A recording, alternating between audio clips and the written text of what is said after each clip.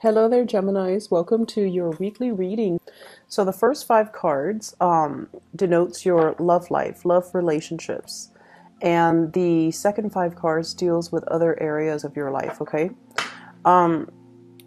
First of all, you've got two aces.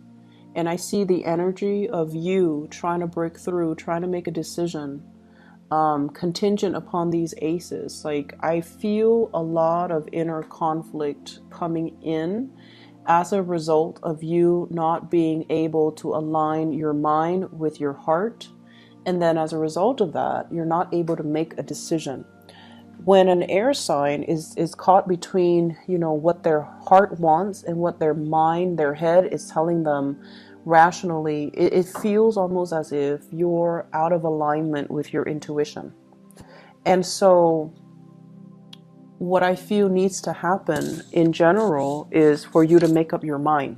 Okay, so there is a slight topsy-turvy energy.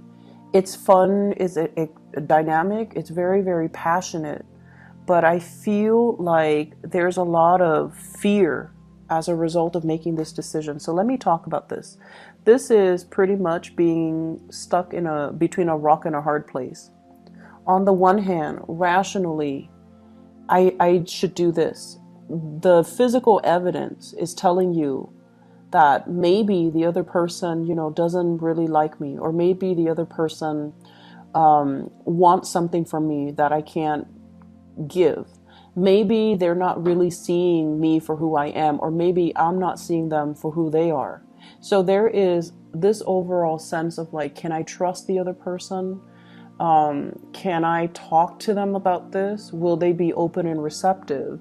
And then on the other hand, I see you very, very passionate about another person. Okay.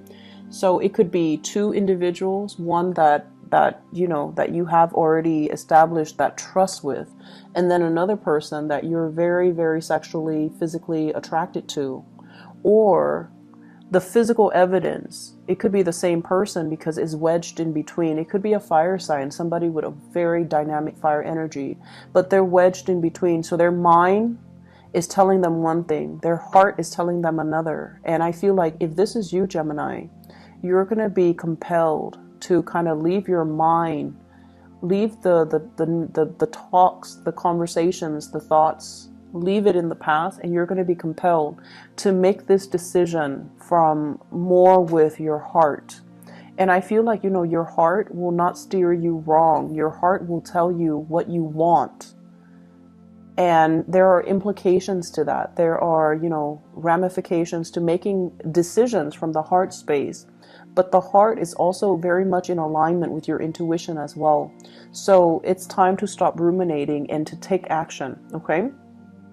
I'm feeling this is the person that you're interested in, okay? So we also have as well a fire sign. So let me talk about this person first.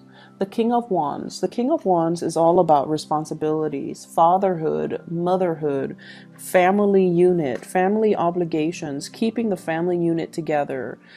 So even if there are issues when it comes to, the marriage, the communication, like no longer feeling passionate in our marriage, no longer feeling good about staying in a marriage, but we do it because of that sheer sense of family obligation and that sheer sense of wanting to give the best to our kids, not wanting our kids to grow up in a broken home, and knowing as well, coming from a childhood where mom and dad might have been separated or divorced and you didn't get that emotional support. So you want to create that emotional support, that firm foundation and that structure for your children. So it's like you don't want your children to follow in your footsteps. You want them to be better. You want to give them everything. And as a result of it, many of you are very torn between, is it over? Is it over between us? Or do we, stay together? Or do we branch out and look at other people for other options? Do we open up the relationship to invite other people in? Or should I just, cut my losses and move on with this new passionate new start? So for some of you who are dealing with a fire sign, Sagittarius, Aries, or Leo, the energy that they exhibit is someone who's very carefree.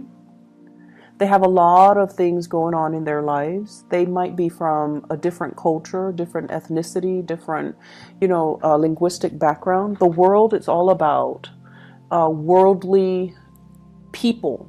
People that might be outside of your geographical location.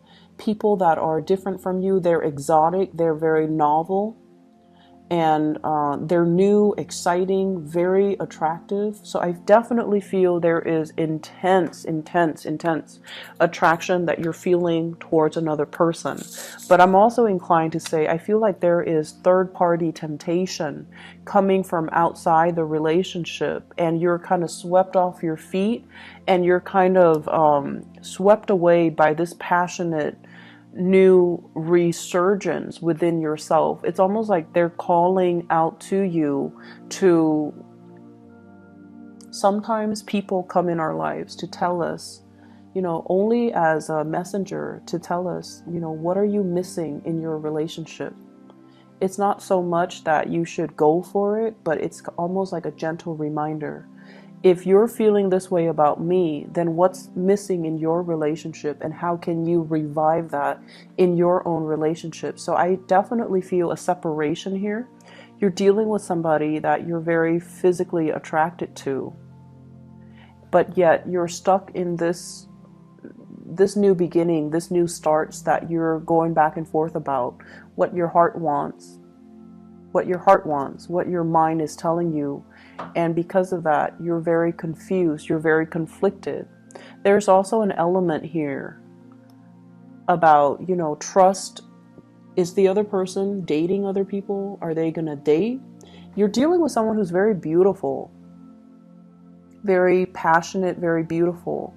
And so of course, you're gonna be like, are they dating other people? Are there other people giving them offers? And so that can also stir up some insecurity within you. If I don't act on this, are they going to wait around for me? Are they going to, move on? Are they going to get into a relationship?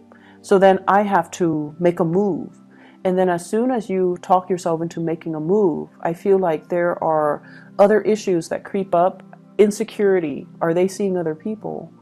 Or am I able to, let go of my relationship so I can be with them? What are they really looking for? Are they looking for fun and excitement? Like, are they going to be here tomorrow and then here today and gone tomorrow? Because their energy is that they're kind of impatient and they don't really wait around. So I feel like there are just a lot of factors coming into play. And because of that, you're not able to make a decision. Okay. What is your advice for Geminis when it comes to this love situation? What should they do? So we have here the Wheel of Fortune. And the Wheel of Fortune is also indicating to me the timing is just not right now.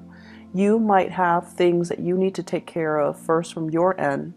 But also the Wheel of Fortune is like waiting for divine timing, waiting for that sure sign. And the Temperance card, both of these are, the Temperance card is sort of like tempering, balancing your heart and your mind. And I know that it's like, how do I do that? Well, you have to really think in a practical manner. This is a very passionate connection, but ultimately, what do I get out of it? And then, do I sever the past relationship in order to be with this person? Jump right in and ask questions later? Or do I have to get everything kind of like, get things rolling, dating, friendship, getting to know the other person, not jumping the gun, and then asking them about, their dreams, their aspirations, what are they hoping to achieve? What do they want out of a relationship? So I feel like taking things very, very slowly, and to ensure that the person is really single before you make a move, or ensuring that the other person wants the same thing as you before you dive in too deep. Okay, you're dealing with somebody who's very impatient as well. So they might be tempting you to encourage you to make a move, and you're not really sure. Like it feels like it's happening too fast, too strong, and that can also be a little bit of that can also be a little bit of a turnoff. So I know with Aquarius and Geminis in general, when somebody douses you with too much love and affection, and they're a little bit coming on a little bit too strong, it can also create like this knee-jerk reaction where you feel like it's too easy, so you might not want it. This isn't really a good time to play hard to get, but I feel like you're conflicted about a decision and about a person. So getting to know that person, spending more time communicating with them, like using communication rather than just, you know, falling for that physical attraction. That's going to be the key here, because you're comfortable in this realm. This is new, uncharted territory for you as an air sign. So work with the resources that you know how to handle, and then use that to strike up conversation, or to really talk to the other person, and to really get to know the other person's, their dreams, their aspirations, where they're planning to be, and why they're so impatient. Why are they pushing for this so hard? And I feel like that's going to allow that major breakthrough for you guys. Okay. In other areas of your life, I feel like love is going really well, but it's a little bit destabilizing and you're still conflicted, which in terms affect other areas of your life. As an air sign, one area that's problematic bleeds into another. So it would behoove you to kind of solve this first and get this squared away, because I feel like other areas are being affected, okay? You're definitely wanting a new start. You're definitely kind of like bored, not feeling inspired, not feeling very passionate, not feeling like all the work that you're putting in is going to pay out or is going to pan out. And then learning as well some new things in the work environment that you feel like, I'm not really emotionally happy. So I definitely feel this sense of boredom, this sense of like revolving door, like going through the motions, but not feeling inspired. And that might be why, if you're, unhappy with work or career or family or whatever, and you're feeling uninspired, this might also be why this situation is so tempting, because it's a burst of new passion. It makes you feel alive. And so you might be falsely falling for this because other areas of your life are not, especially dynamic. So the energy here is about, finding new things. It doesn't have to be anything drastic, but it should be something that brings about passion into your own life, okay? Finding that thing that really stirs your passion, it could be like a hobby, a pet even, a new way of doing things, a new routine, or even a career change, a new job. But I feel like many of you are contemplating, you've worked really hard at one job. You might have stayed there for a long time, and the timing, with this recent new moon, I believe it's a full moon, excuse me. It's a full moon in Pisces, and Pisces deals more with like, it's a water sign, but it's also like the last sign of the zodiac. So it deals more with like the destiny, the ideals, like what is it that really makes us happy so that we can work towards it. The Neptunian energy associated with Pisces is very ethereal. It tells you it gives you like a vague image of what it is that makes you happy, but it doesn't really lay down the clear path for you to get where you are to where you want to be, to achieve that image. So in that full moon energy, I feel like a lot of emotions are stirred within you, and you're coming to the realization that, I've worked really hard, but I just feel like it feels almost to me robotic, coming to work, coming home, dealing with the kids, dealing with the spouse, dealing with the parents, like whatever it is that you're doing, it feels very monotonous. It feels very repetitive, and it feels very uninspiring. So you're going to have to find new things or new ways of doing things so that it can stir your passion again. Invest, like whatever hobbies you have, get back into it. Invite more people into your home. Play the host or the hostess and allow people to come to you. Okay, so if it's new love, I feel like there is a lot of passion here. And if you're bored with other areas of your life, you might be so preoccupied with this new love and new passion that you let other areas of your life go on the wayside, like friends and family, practical responsibilities, even work. So it's a good month for you to sort out and moderate your emotions. And it's a good week overall for you to, really think about divine timing and think about as well, the struggle between morality and passion. That's what I'm sensing here.